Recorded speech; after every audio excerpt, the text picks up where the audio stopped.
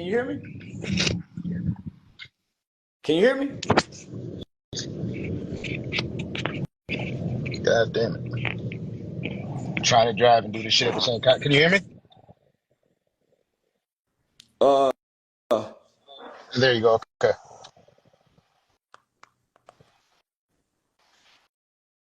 I can hear you. yeah.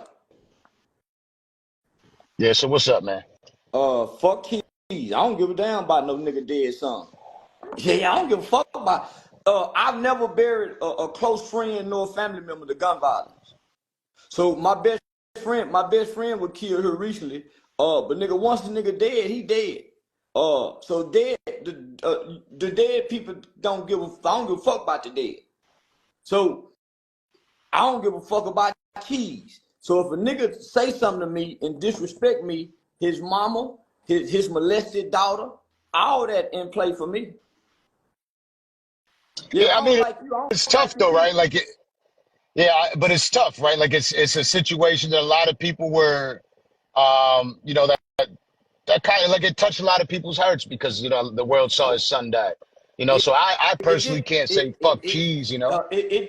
it touched my heart too. Remember, I somebody asked me something about his son when he first died, and I didn't say nothing. I spared him. I showed him mercy and grace, from a father standpoint, right? You know what? I actually believe that you were around at that time. You might have been at the studio I and you was. just left that night Yeah. when it happened, and I Uh, spoke to you about it, and you felt yeah. I you were felt like, damn, that's compassion for him. terrible. Yeah. Yeah, I felt, but shit, nigga. But I don't have no compassion for him now. Uh, when I open up the obituary and I look at who died in the obituary, that don't affect me. When I watch the news and I see somebody die, that don't affect me. His son's death don't affect me. And I'm just saying, when King Von and Dirk was on the $1 million mouth worth of game, they wasn't asking them questions about how they were disrespecting Tuka, Miss Dominique's dead son. Nobody ever asked any of these rappers that the question they asking me. So I'm saying, nigga, if you make me mad, it's fuck your baby. It ain't just fuck your baby. It's fuck your grown son too, nigga. That's a grown son. That wasn't no kid. I'm cold in the motherfucker because there's no limits to disrespect. You can't hit me and get mad if I hit you in the head with a hammer. You shouldn't have hit me. You can't call me a bitch and I say, fuck your molested daughter. Nigga, you shouldn't have, you started this. Was there ever anything that occurred between the Me, two of you that led you to feel this yeah, way aside from this? me and Gillie been beefing for 5 years. See, when I first came to the internet, he threatened to slap me. He got in my DM and threatened to slap me because I said something about him speaking on Pop Hunter. See, Gillie got mad at me for speaking on a little kid, Pop Hunter, when Gillie shamed him for being a snitch as a 13, 14-year-old kid.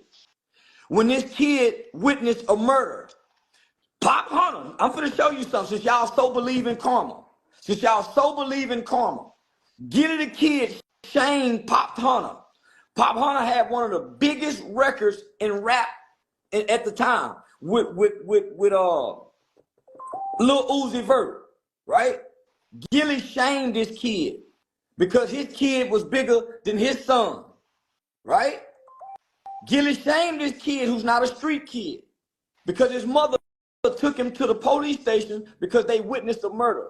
Because Gillie shamed this kid career went down. This kid started having mental problems, going through it because of this. So Gillie, with his arrogance, because I spoke on it in an interview, say, I'm gonna be in Dallas. When I see you, I'm gonna slap you, goofy. That's what he typed to me. So I said, nigga, you ain't never slapped a nigga who will kill you. You ain't never slapped no nigga who will kill you, nigga. So that's what I told him. So he done already threatened me once before. So when his son get killed, there's no snitches, there's no witnesses to help solve this unsolved murder. Since his son wanna rap these gangster lyrics. Gillie's son done been murdered in the streets of Philly with an unsolved case. And they need witnesses and people to tell. Gillie is still holding up snitch codes and rules. So the guy,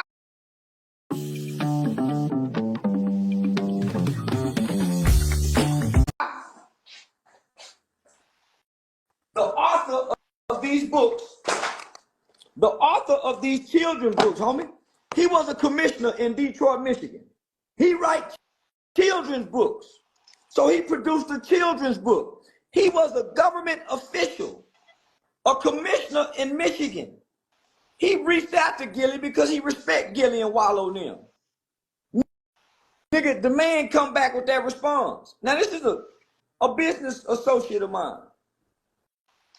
So I'm saying, I remember when Gillie's son got killed and somebody came on my live and they tried to get me to say something bad about his son. And this was a good friend of mine. There was a good friend of mine that tried to get me to say something bad about Gillie's son. And I got mad at my friend, homie, and kicked him offline. And I showed Gillie some compassion and mercy publicly on stage, only for him to come back. So nigga, fuck his son. So now I'm being petty.